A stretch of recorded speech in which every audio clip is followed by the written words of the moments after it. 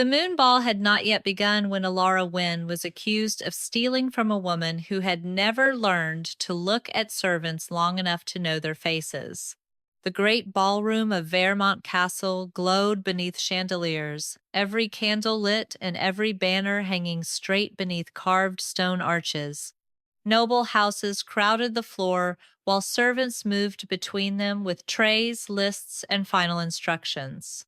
Elara had been awake since before dawn. At 23, she was one of the senior household attendants. When something went wrong, someone eventually came looking for her. She was checking the seating cards near the eastern pillar when Lady Seraphine Draven passed with two women from her father's household. Seraphine wore moon-white silk and a silver crescent brooch at her waist. Elara noticed the clasp first. It had bent away from the fabric, hanging by one narrow hook. "My lady?" Elara began. The brooch fell before Seraphine turned. Elara caught the flash of silver against the dark floor, bent, and picked it up. She had barely straightened when a court matron nearby saw the brooch in her hand. "Guard." The word cut through the surrounding conversation. Elara looked up. The clasp broke. Two guards crossed the floor before Seraphine had even looked back. One caught Elara by the wrist. The other reached for the bronze servant badge pinned beneath her collar. "There's no need for that," Elara said, keeping her voice level. The matron's expression remained flat. "Then you won't object to being searched." Around them, heads began to turn. Elara felt the badge pulled from her dress. That scrape of metal against cloth was worse than the grip on her wrist. The badge had been hers for 6 years. It meant trust, responsibility, access.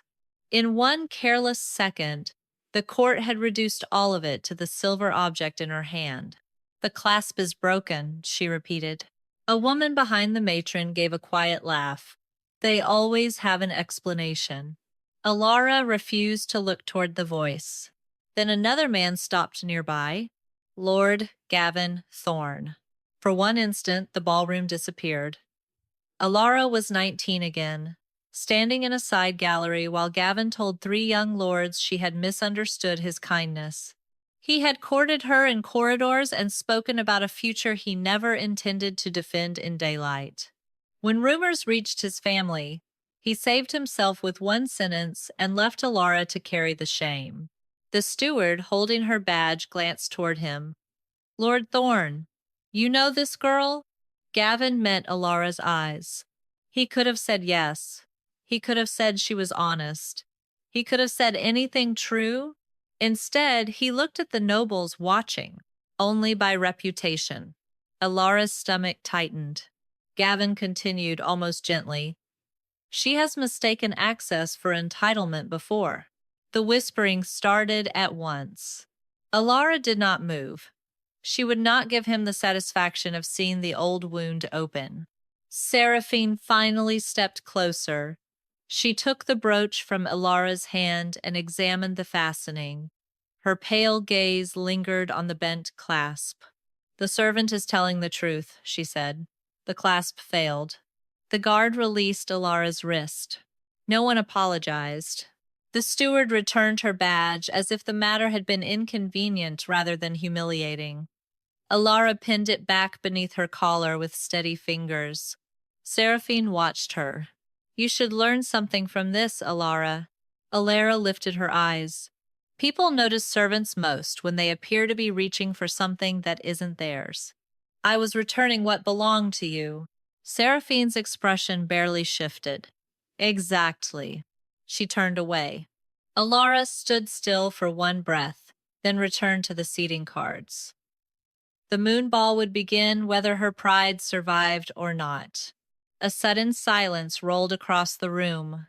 Not ordinary silence. Instinctive silence. The great doors had opened. Alpha King Lucian Vale entered beneath the wolf banners of Vermont. Elara had seen him from a distance before, but distance had softened him. Up close, it had not. He was tall, broad-shouldered, dressed in black formal leather beneath a dark ceremonial coat, his hair nearly black in the candlelight, a thin scar cut near one temple. His eyes were amber gold and unnervingly alert. The effect of his presence passed through the room like pressure before a storm. Great house alphas lowered their heads. Nobles bowed. Wolves throughout the hall responded before manners had time to catch up with instinct. Elara should have bowed too. Instead, she was still fastening the badge the court had just torn from her. She looked up. Lucian's gaze found her. For 2 heartbeats, neither of them moved. Elara did not see a king she wanted to impress. She saw another powerful man in a room full of people who had just decided what she was worth without asking her a single question. Lucian slowed. Something unreadable crossed his face. Then Elara lowered her hand from the badge, turned back to the seating cards, and continued working. The king passed her. 3 steps later, he stopped. Rowan Hale, commander of the Royal Guard, leaned slightly toward him.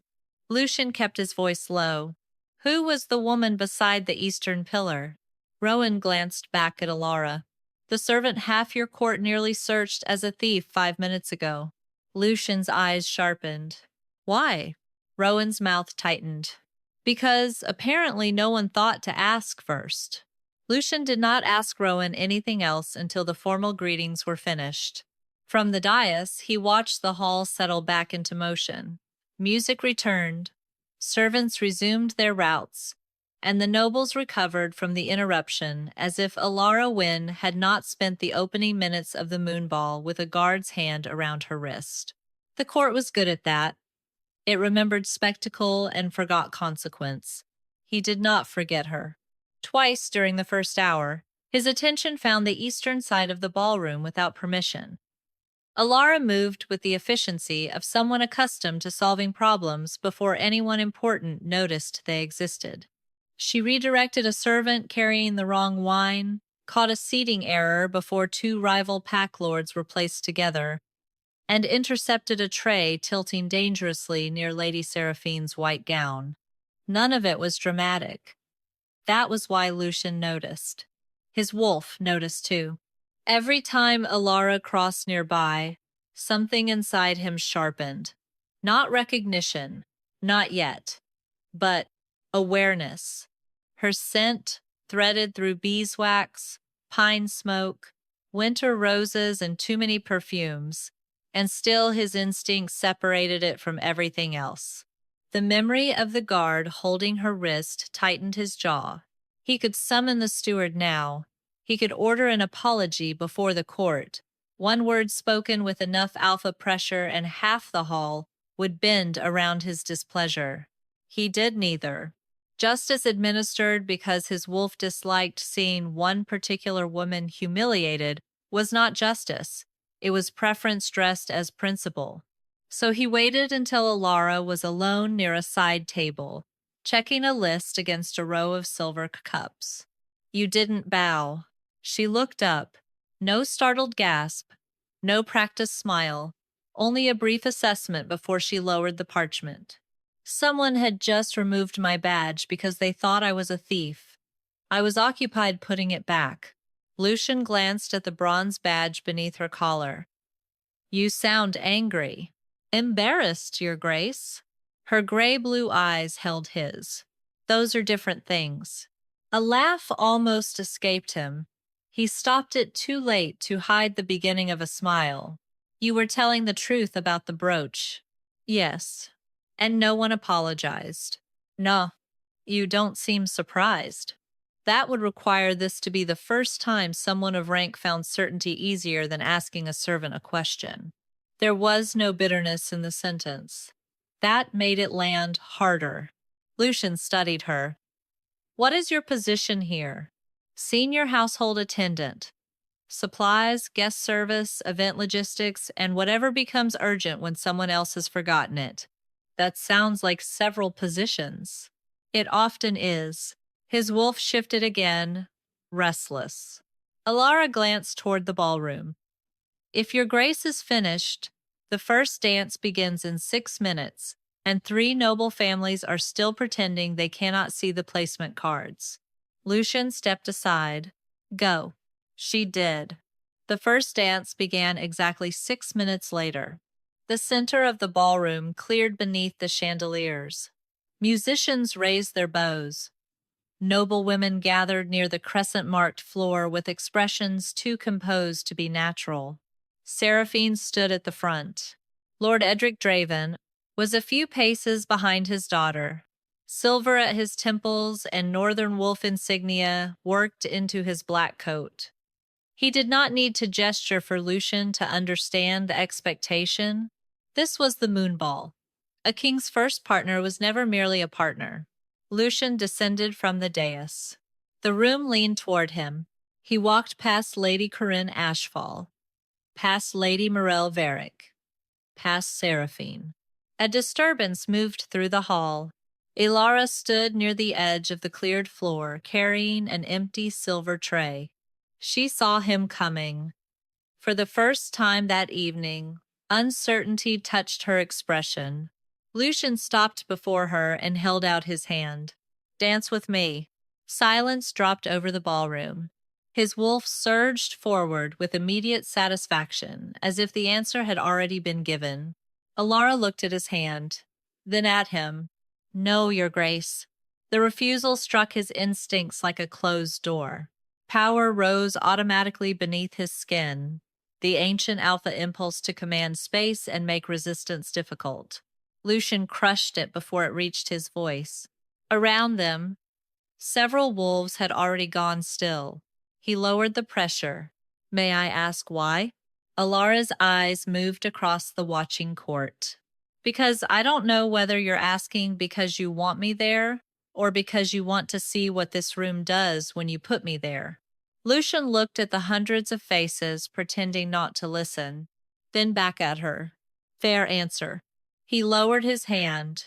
Elara inclined her head, not quite a bow, and walked away with her tray. Later, while another pair opened the dance, Edric Draven approached him near the western arch. A king may indulge curiosity, Edric said. Lucian did not look at him. Edric's voice stayed courteous, but displayed publicly, curiosity becomes policy. Only then did Lucian turn. Across the hall, Elara was giving instructions to 2 younger servants, as if she had not just refused the most powerful alpha in Vermont. Lucian understood Edric's warning. The problem was that he was no longer certain he wanted to heed it. 3 days after the moon ball, Elara Wynn was standing in a supply chamber with 6 ledgers open in front of her when she found the first number that should not have existed. The northern reports had arrived before dawn. 3 grain caravans bound for the border villages had supposedly been attacked within the same fortnight. Wagons burned, guards killed or missing. By breakfast, Lord Edric Draven had already offered cavalry escorts for future shipments, provided the crown opened formal talks on a northern alliance. Elara had no place in those negotiations. She had plenty of place in the numbers. She ran one finger down the inventory copy again. Wagon 417. Wagon 423. Both were listed among the vehicles destroyed near the northern ridge. Then she looked at the requisition sheet beneath it. 3 weeks later, House Draven had requested replacement wheel pins for wagons 417 and 423. Elara frowned. Problème? She looked up. Master Corvin, the royal quartermaster, stood across the table with sealed reports tucked under one arm. These numbers were copied twice. He leaned over the ledger. Clerical error. Possibly. That means probably. Elara turned the requisition sheet toward him. Both numbers reappear in Draven records after the date they were reported destroyed. Corvin barely looked. Wagon numbers get repeated. Scribes make mistakes. 3 mistakes? He Sahil. Elara. She heard the warning in her name. Before she could answer, another voice came from the doorway. What 3 mistakes? Alpha King Lucian Vale entered without ceremony, Rowan Hale behind him carrying a leather map case. Corvin straightened at once. Elara did not. She was already standing straight. Lucian's amber eyes moved from the ledgers to her. The memory of his hand extended before the entire ballroom flashed through her mind with inconvenient clarity. She pushed it aside. 2 wagons reported destroyed appear later in House Draven requisition records, she said. Corvin stepped in. Almost certainly a copying error, Your Grace. Lucian looked at Elara. And you disagree? I said possibly. That isn't the same thing. No. A faint shift touched his mouth. Elara continued. But 3 errors benefiting the same house deserve a second look. Lucian crossed to the table. Show me. She did. He listened while she walked him through the serial numbers, shipment dates, replacement requests, and route schedules. He did not ask whether she was certain. He asked what would have to be true for the records to make sense. That was a better question. If the wagons really burned, Elara said, then the later requisitions are wrong. And if the requisitions are accurate, then someone lied about what happened to the caravans. Rowan opened the map case. Lucian's expression changed, not dramatically, but enough for Elara to see the king replace the man who had asked her to dance. What else? Elara hesitated, then pulled forward another ledger. The grain totals. If 3 full caravans vanished, the northern villages should have requested emergency replacements by now. They haven't. Lucian looked down at the figures. How large is the difference? Large enough that either the villages are not as close to starvation as the reports claim, or someone already has the missing grain. Corvin said, There are dozens of explanations. Yes, Elara replied, which is why I'm not accusing anyone. Lucian's gaze stayed on her. You're asking where the grain went. I'm asking why the numbers behave as if it never disappeared. For a moment, no one spoke. Then Lucian told Rowan, quietly, check the northern requisitions against village inventories. No council notice yet. Rowan nodded. Corvin looked uneasy. Elara understood why. If this was nothing, they had wasted the king's time. If it was something, someone powerful had already begun shaping the story. Lucian turned back to her. How long have you been tracking supply records? 6 years. And no one thought to put you in the council chamber? I am very useful where the council leaves its mistakes. This time, he smiled. It was brief, but real. The response unsettled her more than it should have. Over the next 2 days, Lucian returned twice to the supply offices.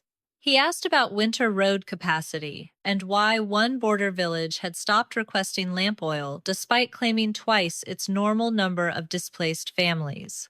Elara answered what she knew and said when she did not know. That, she discovered, seemed to interest him more than confidence would have. It also made him harder to dismiss. He did not flirt. He did not mention the dance. He simply listened. By the 3rd evening, Elara caught herself recognizing his footsteps outside the records room before he entered. She disliked that. Rowan arrived instead. His coat was wet from rain, and his expression erased whatever question Elara had been about to ask. Lucian came in behind him. Rowan placed a folded dispatch on the table. Draven cavalry reached Halimir yesterday morning. Lucian frowned. The distress request from Halimir arrived this afternoon. Exactly. Elara looked between them. Lucian slowly unfolded the report. House Draven had sent armed riders to a village nearly a full day before the crown had officially been told that village needed protection. His eyes lifted to Elara, then to Rowan. How did Draven know where troops would be needed before we did? The question followed Elara for the rest of the week. How had House Draven known? No answer came quickly. The village inventories Rowan requested were inconsistent but not impossible. The wagon numbers still looked wrong, but wrong numbers were not treason. Lucian refused to bring the matter before the full council without something firmer, so the work returned to ledgers, route maps, weather records, and the quiet places where mistakes hid. Elara was in the lower warehouse shortly after dusk, when Lucian arrived carrying a rolled northern survey under one arm. No guards entered with him. "You are becoming difficult to avoid, Your Grace," Elara said, without looking up from the manifest. "I was told kings usually have the opposite problem." "That depends on the king." He stopped beside the table. "You say things to me that other people work very hard not to say. Other people have more to lose." Lucian's gaze rested on her. "Do you?" The question landed closer than she liked. Elara turned the manifest toward him instead. Black Ridge. The report claimed the third missing caravan had been attacked there 9 days earlier, after 2 days of heavy rain. Elara had seen the location before without questioning it. Now, with the other irregularities in mind, it bothered her. "My father used that route when I was a child," she said. The stone bridge at Black Ridge was already unstable then. Heavy rain made it worse. Lucian unrolled the survey. Elara opened an old maintenance ledger and found the entry she remembered. Bridge closed for reinforcement. No heavy wagons permitted for 12 days. The reported attack had happened on the 5th day of that closure. Lucian read the line twice. So the caravan should never have reached Black Ridge. Not unless someone ignored a closure posted at both approaches. Could raiders have moved the wagons there afterward? Possibly, but then Black Ridge was not the attack site. Lucian sent a scout before midnight. 2 days later, the report came back. The road near the supposed ambush showed old horse traffic, but nothing consistent with a fully loaded grain caravan crossing during the closure. Several prints matched the broadshod horses commonly used by Draven cavalry, though that proved little on a northern military road.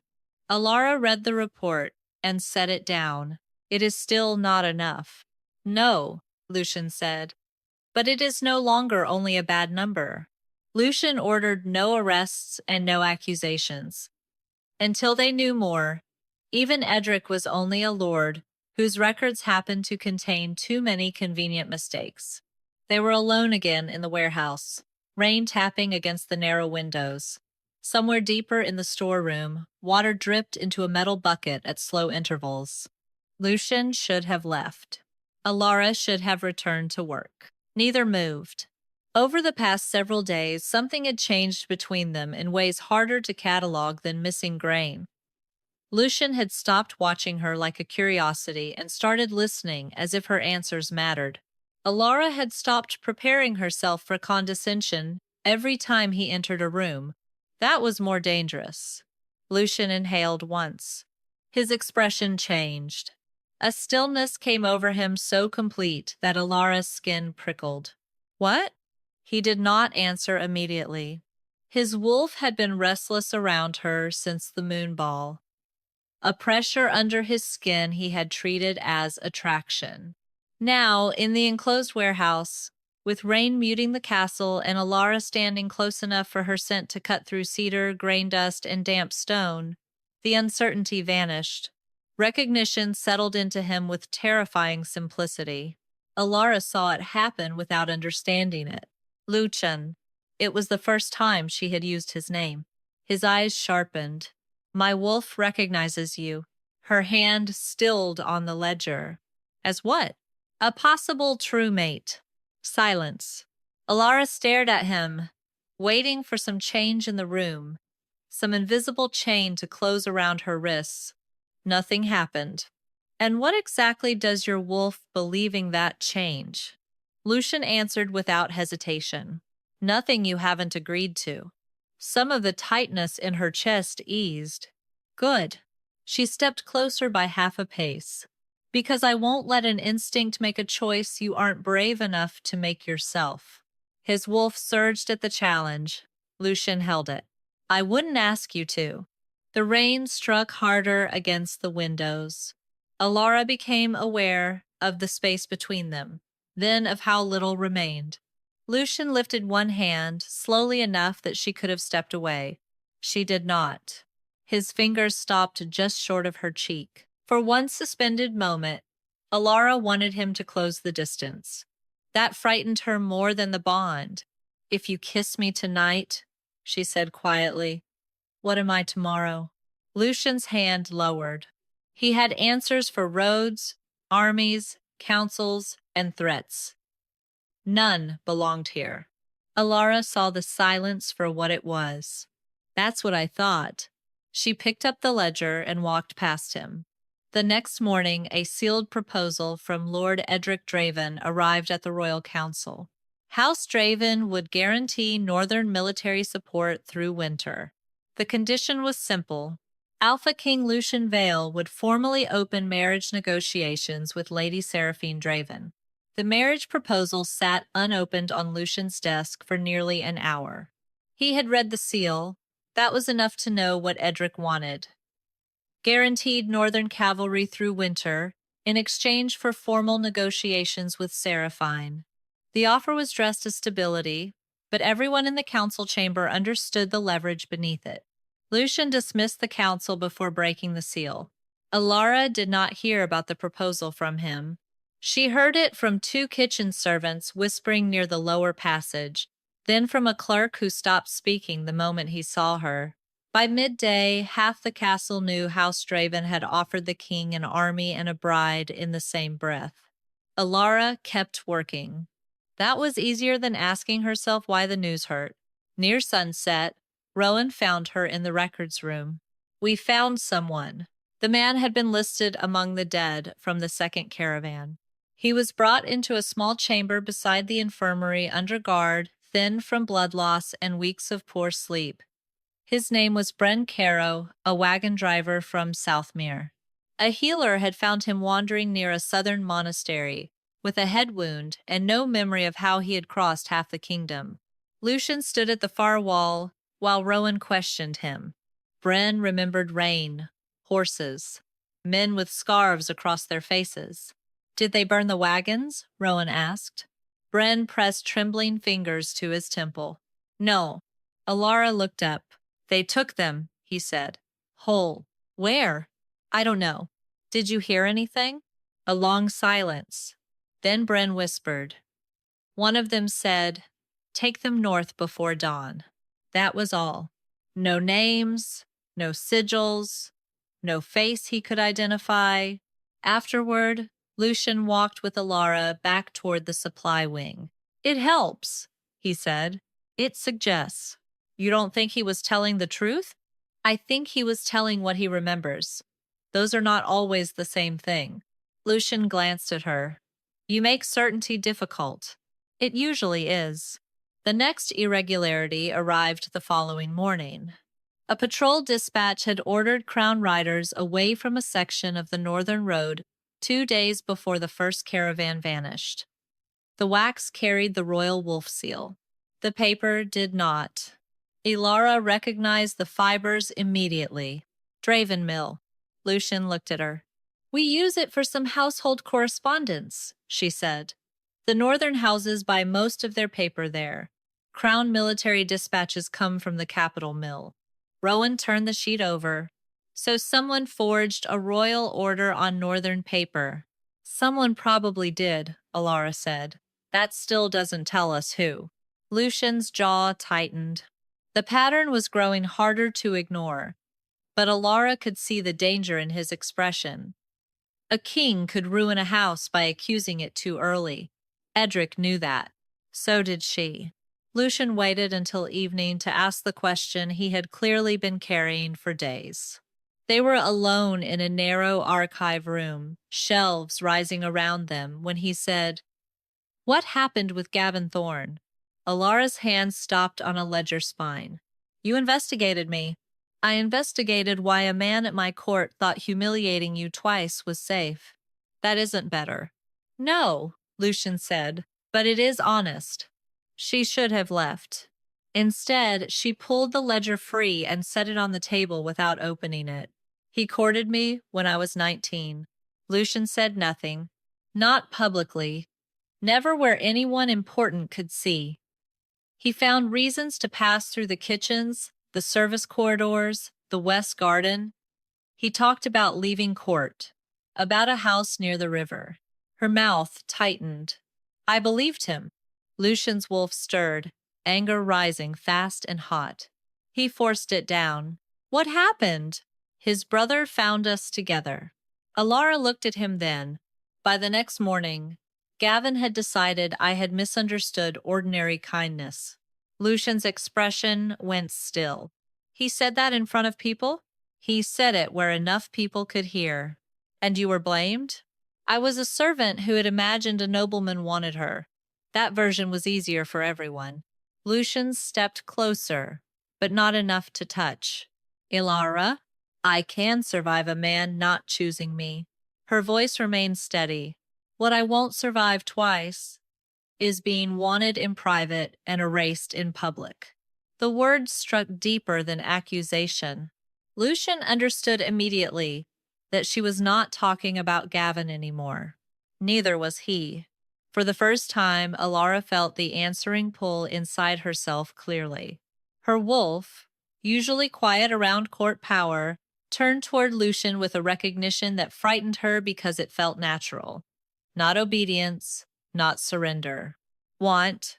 She hated how much relief came with simply standing near him. That was exactly why instinct could not be trusted with the decision. Lucian seemed to sense the change. He did not move closer. He did not use it. That restraint mattered more than Elara wanted it to. A knock broke the silence. Rowan entered carrying a council summons. Draven has changed the terms. Lucian took the parchment.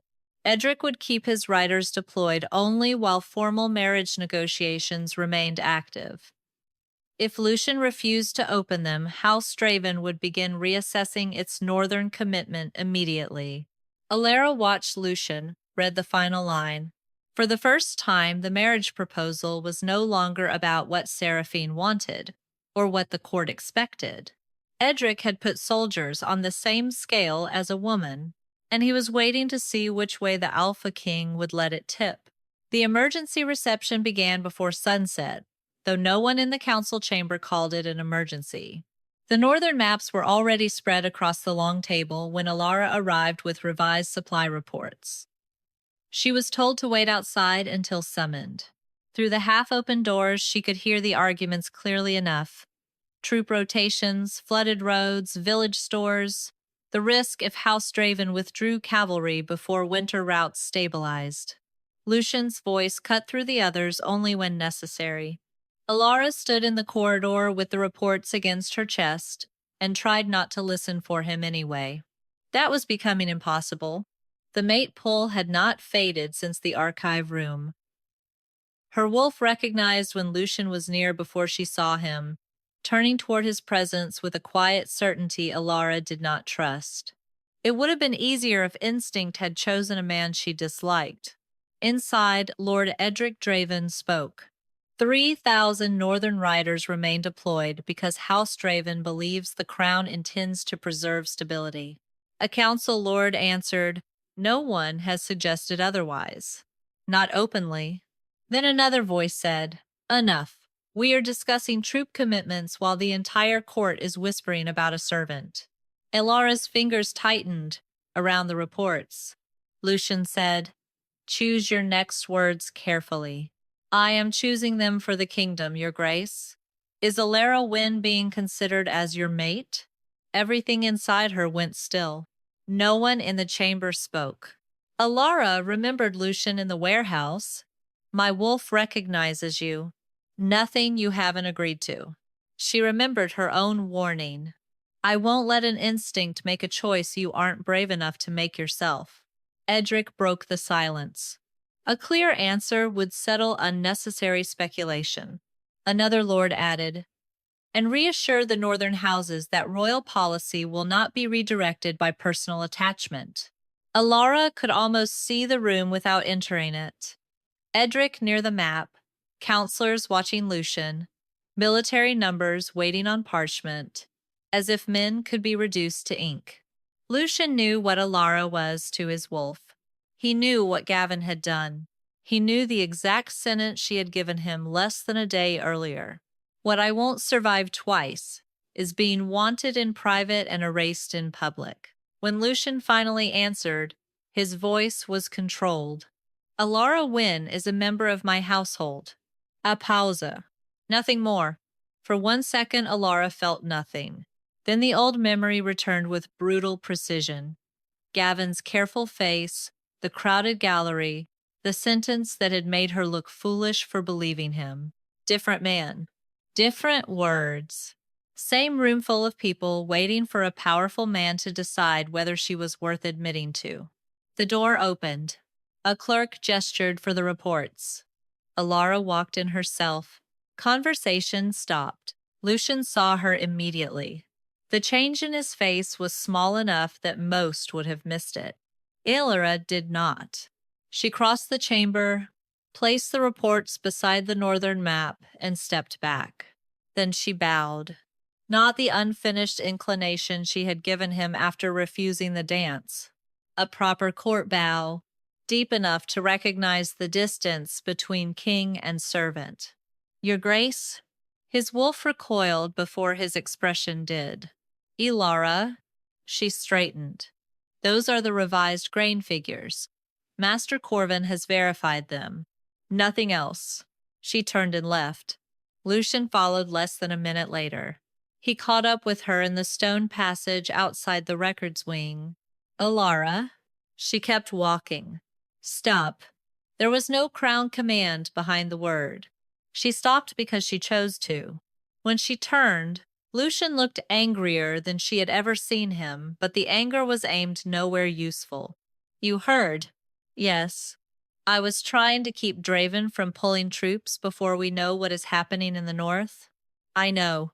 Villages could be left exposed. I know. His jaw tightened. Then you understand why... No. That stopped him. I understand the problem. I understand the army. I understand why Edric put the question in that room. She met his eyes.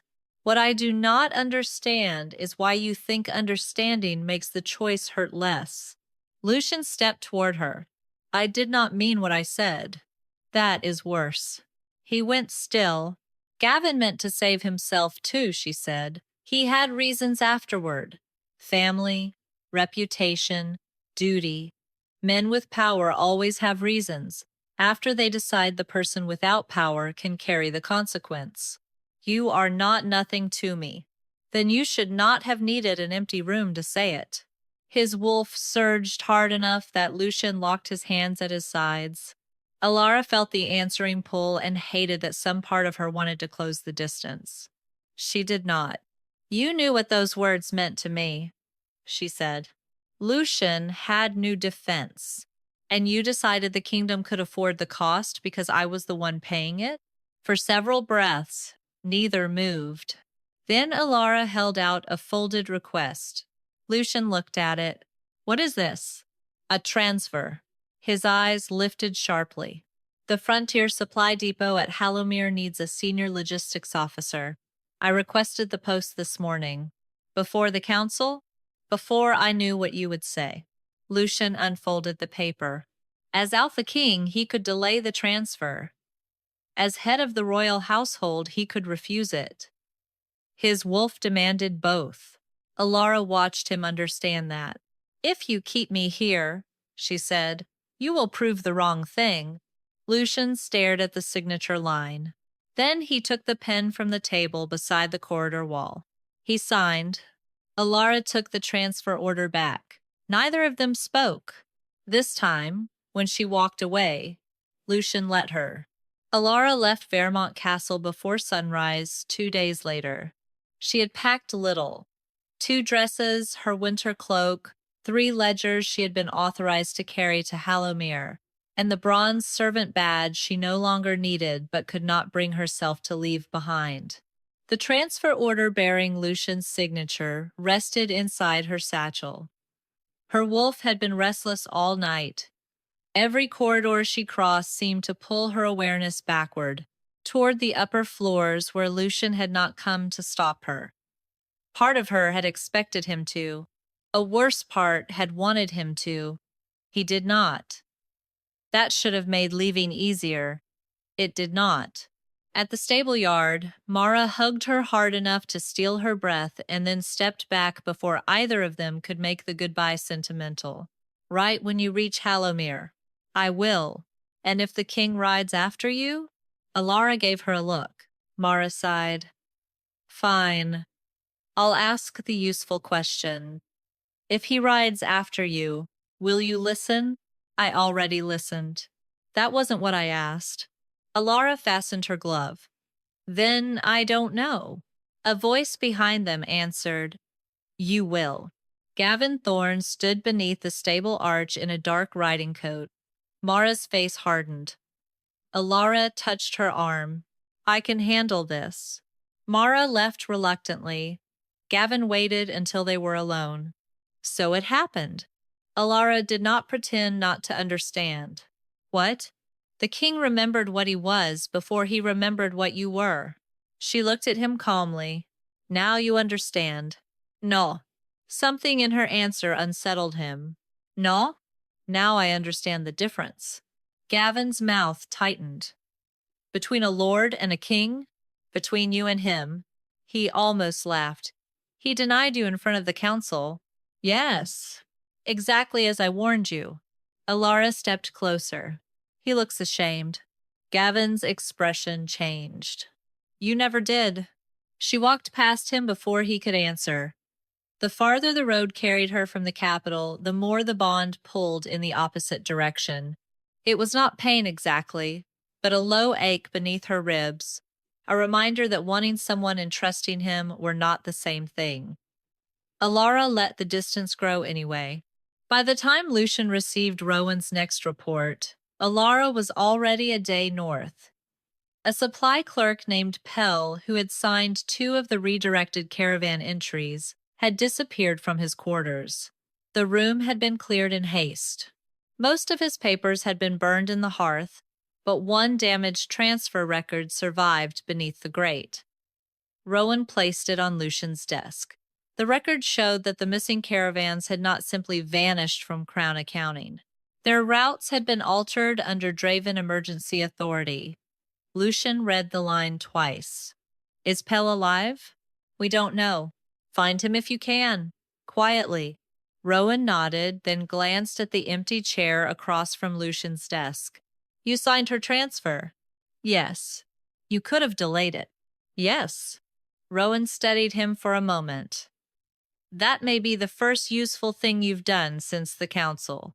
Lucian did not answer. At Draven House, Seraphine was discovering something worse. She had gone to her father's private study looking for a copy of the Northern Deployment Agreement. Instead, she found correspondence between Edric and a Draven quartermaster whose name appeared beside several emergency transfers. The language was careful. No confession, no order to attack caravans. But one sentence stopped her. Move the stores before Crown inspection. Maintain the appearance of shortage until negotiations are secured. Seraphine read it again. When Edric entered, he found her standing beside his desk with the letter in her hand. What did you do? He closed the door behind him. I protected this house. You moved grain. I moved leverage. People went hungry. Temporarily. Her face went pale. Did you create the raids? Edric's expression did not change. Do not ask questions whose answers will leave you with fewer choices. That is not an answer. No, he said. It is advice. Seraphine stared at him. Edric took the letter from her fingers. Kingdoms are not governed by waiting for crises. Sometimes a crisis must be shaped before it can be controlled. For the first time in her life, Seraphine looked at her father and saw something other than strength. She saw calculation without a boundary. 2 days later, Elara reached Hallowmere. The frontier depot was smaller than she expected, and busier than the castle supply wing had ever been. Mud covered the yard. Grain sacks were stacked beneath patched awnings. Children from 2 nearby villages waited beside wagons while exhausted workers argued over lamp oil and blankets. Elara stepped down from the cart and went straight to work. By nightfall, she had reorganized the ration lists, identified which wagons could still travel in heavy rain, and ordered the western grain stores moved away from a roof already beginning to leak. For 6 hours, she barely thought of Lucian. Then thunder rolled across the northern hills. A rider came through the gate at a gallop, horse lathered and bleeding at one flank. "Raiders!" he gasped. "East Road, moving toward the villages." Elara looked beyond him. The first cold drops of the storm had already begun to fall. The storm reached Halomir before the raiders did. By the time the first alarm bell rang, rain was striking the depot roofs hard enough to drown shouted orders. Elara had already moved the children from the western storehouse, split the remaining grain between 2 wagons, and sent the strongest horses toward the east lane before the road became mud. "Leave the third cart," she told a driver struggling with a broken wheel. "Take the blankets and medicine by hand. What about the grain? If the bridge goes, grain won't matter." A horn sounded beyond the village. Not theirs. Elara climbed onto a wagon step and looked toward the eastern road. Dark figures moved between sheets of rain. "Inside the barricade!" she shouted. Workers dragged carts across the lane. 2 local wolves shifted near the gate, fear making their movements jerky. Then another horn answered from the south. "Royal." Lucian arrived at the head of a relief column through rain and mud, Rowan riding beside him. Elara felt him before she saw his face. Her wolf turned toward him with a fierce, unwanted relief that nearly stole her breath. Lucian's gaze found her at once. For half a heartbeat, everything else disappeared. Then a section of the old bridge cracked. Wolves near the river panicked as 1 stone support dropped into the flood. 2 shifted without control. Horses reared. A wagon began backing into the crowd. Lucian dismounted. "Hold." The crown command struck through the chaos like thunder. Every wolf within range froze. Not forever, not mindless obedience, just long enough for panic to stop owning the road. Lucian turned immediately to Elara. "Where do you need them?" She pointed. "Children through the east lane. Medical carts first. Leave the grain wagon nearest the bridge. Put 6 men on the southern barricade and send the rest to the ridge path." Lucian relayed the orders without changing them. The village moved. Raiders hit the outer barricade minutes later. Lucian met them with crowned soldiers while Elara kept civilians flowing away from the fighting. She had just pushed a frightened boy behind a cart when a raider broke through the line. Lucian reached her first. Steel flashed. The attacker went down. Elara. A sharp crack cut him off. She saw the wagon above them before he did. One of the support chains had snapped, and the loaded cart was sliding downhill toward the broken bridge. "Move!" Lucian turned too late. Elara seized the release rope beside the hitch and pulled with both hands. The knot burned through her palm before it gave. The front team broke free, twisting the wagon just enough that it missed Lucian and crashed sideways into the stone wall. For several seconds, neither of them spoke. Lucian stared at her bleeding hand. "You're hurt. So are half the people here. That does not make your hand less injured." The fighting ended before full dark. The remaining raiders fled north, leaving the village soaked, exhausted, and standing. Only after the wounded had been counted did Elara sit in the small supply room behind the depot. Her palm was cut and raw where the rope had torn through the glove. Lucian entered carrying clean cloth and a bowl of water. "No officers?" she asked. "No." "No counsel?" "No." He crouched in front of her and looked at her hand. His wolf wanted contact with an intensity that made his jaw tighten. "May I?" Elara hesitated. Then she held out her hand. Lucian cleaned the wound carefully. His touch was controlled, almost painfully gentle. The mate pull tightened between them, familiar and dangerous. Elara watched his hands. You don't get to be gentle now and make what happened disappear. I know. Do you? Lucian wrapped the bandage once around her palm. I'm beginning to. She looked at him. There were things she still wanted from him. That was the problem. When he finished, Elara withdrew her hand. Neither of them tried to turn the moment into forgiveness. The next morning, Seraphine arrived under crown escort. She looked as though she had not slept. Without ceremony, she placed a copied ledger before Lucian and Rowan.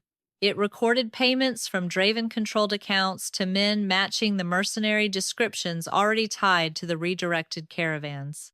The same Draven quartermaster named in Seraphine's correspondence and the emergency transfer records had been captured with the retreating raiders outside Hallamir. He had begun talking. He claimed Draven money paid the attackers and the caravans had been diverted, not destroyed. Elara read the ledger once. It's strong. Not enough, Rowan said. Lucian agreed. Edric will call the copy false and the quartermaster a criminal buying mercy. No one argued. The evidence was converging, but it still left room for a powerful man to deny everything. Lucian looked toward the transfer records they had already collected. Send royal scouts to the Draven storehouses named in these orders. Rowan nodded. Inventory only? Verify what is physically there. Nothing more. The scouts left before noon. No message came back. Lucian had no idea what they would find. Edric's answer arrived first. A sealed declaration was delivered by a northern rider before sunset. If the crown formally accused Lord Edric Draven before the assembly, House Draven would invoke the right of severance. 3,000 northern riders would leave crown command, and 2 great houses were considering following them. Lucian read the declaration in silence. Elara stood across the table from him. Do you believe the evidence? Yes. That isn't what I asked. His eyes lifted to hers. She did not need to explain. Did he believe it enough to pay for believing it? Outside, thunder rolled again over Hallamir. This time, Lucian had no answer ready. 2 days after the crown party returned from Hallamir, Seraphine lost her house before the assembly bells finished ringing. Edric summoned her to the northern gallery at Vermont Castle, where representatives of 3 great houses had already gathered beneath the Draven banners. No servants were present. No family remained close enough to pretend this was private. The copied ledger lay on the table between them. Edric looked at his daughter as if she were a political problem he had not yet decided how to solve. Withdraw it. Seraphine stood very still. No. A murmur moved through the room. Edric's expression did not change. You understand what you are doing? For the first time, I think I do. You are handing your enemies a weapon forged from incomplete records and the testimony of criminals. I am handing the crown what I found. You found what you wanted to find. Seraphine's jaw tightened.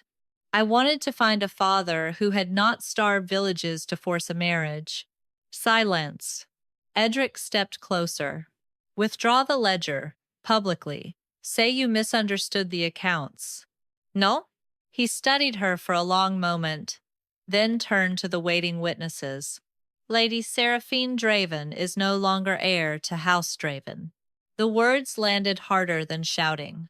She relinquishes all succession rights, house protection, and claim to Draven lands from this hour. Seraphine went pale. She did not take back the ledger. Across the castle, Lucian was standing alone near the council entrance when Elara found him. He had changed out of his mud-stained frontier coat, but exhaustion remained in the set of his shoulders. Beyond the doors, voices were already gathering. Elara stopped beside him. Are you afraid? Lucian looked at her. Yes. The answer surprised her. Not of Edric, he continued. Of finding out that when the same choice comes again, I am still the man who made it the first time. The mate pool stirred between them, quieter than it had been at Hallamir and somehow more difficult to ignore. Elara wanted to tell him she believed he had changed.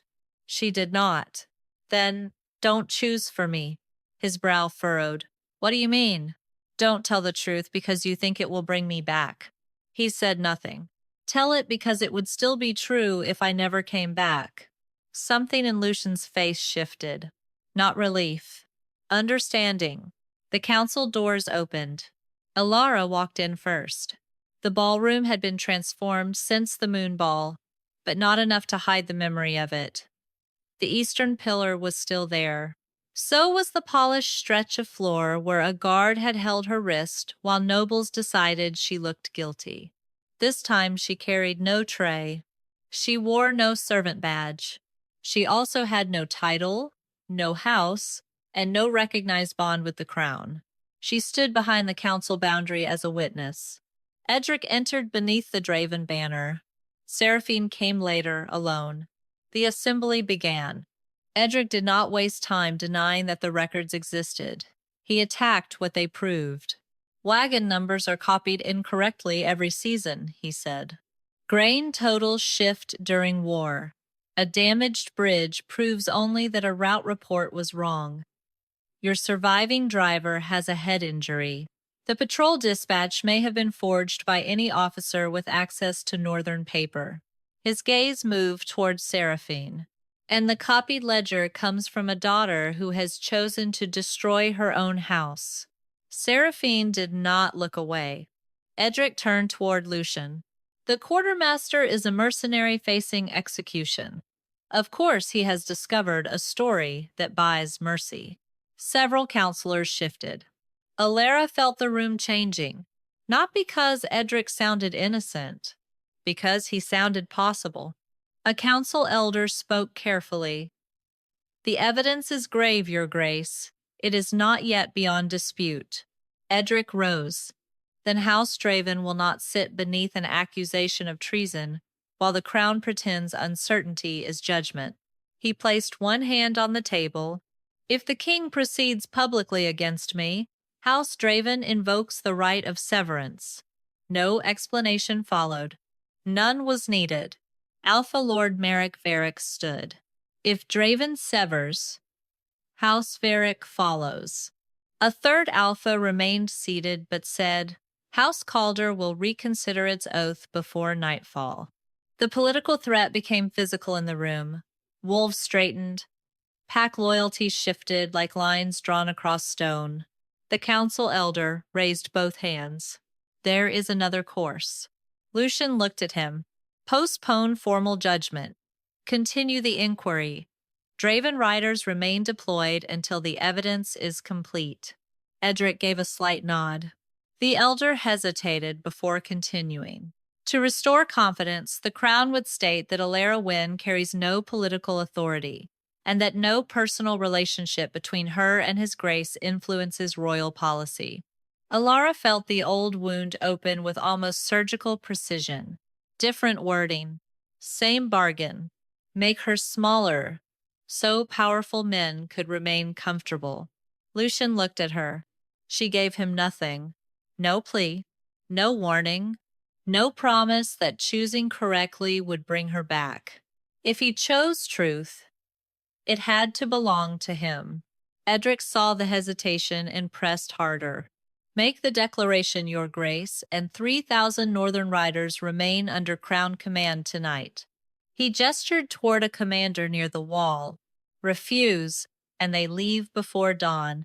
The commander stepped forward and placed a sealed document on the council table. A severance writ. Outside the ballroom, horns sounded from the northern courtyard. Elara saw Lucian register them. Draven horses were already being saddled. The threat was no longer theoretical. Alpha pressure rose through the room as the great house leaders watched the king. Lucian's wolf answered instinctively, dominance gathering beneath his skin, demanding submission, demanding control. He contained it. Barely. The council speaker turned toward the dais. Your Grace, will you make the declaration?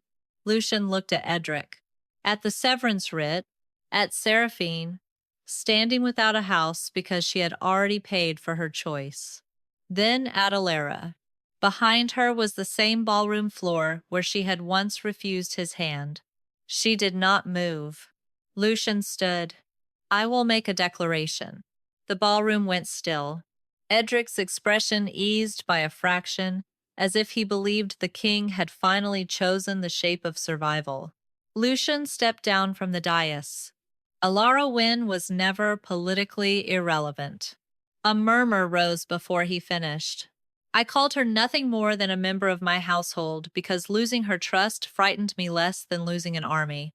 Edric's face hardened. I called that duty. Lucian let the silence settle.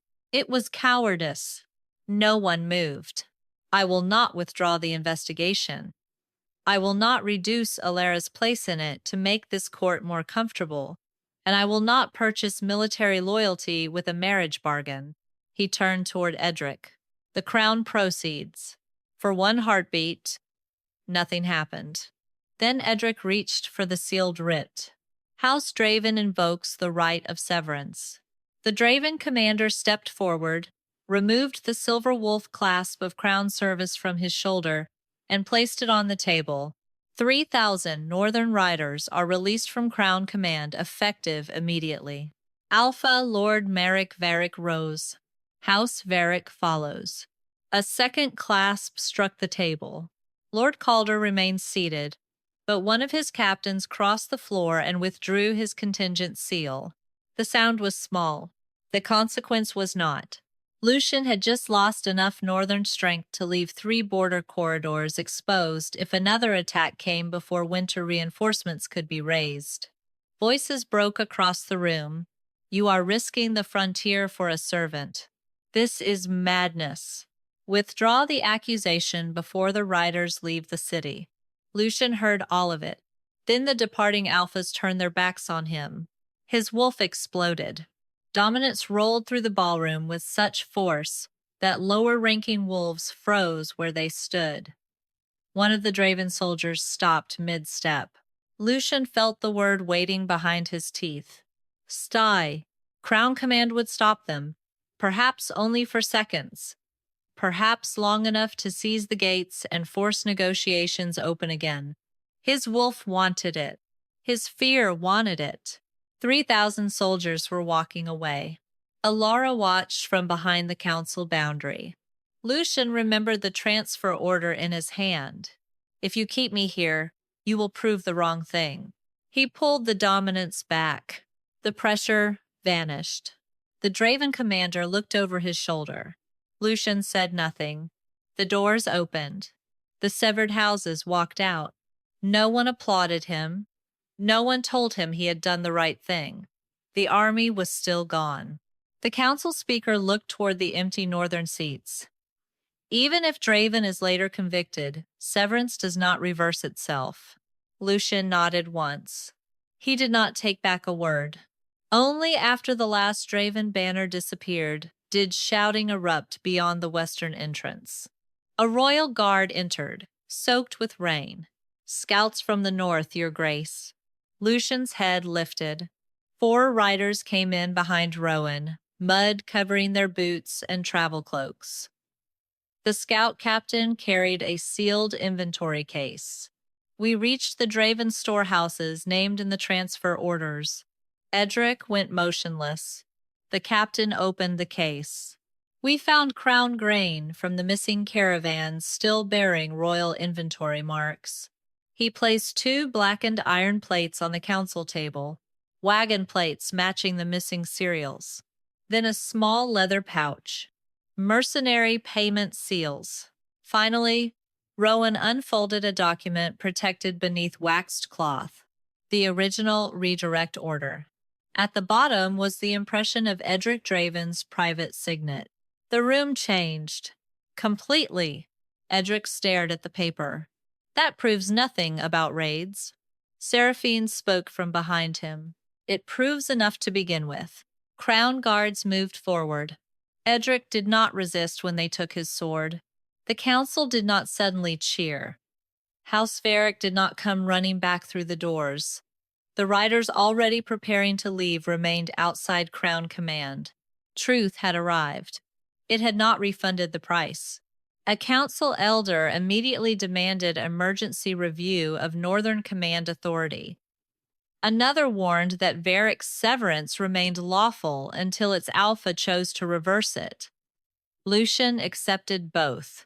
Vindication did not restore the riders already leaving the capital, and it did not close the roads they had been assigned to defend. By the time the assembly broke apart, the ballroom felt exhausted. Elara turned toward the eastern doors. Wait. She stopped. Lucian came down from the dais alone.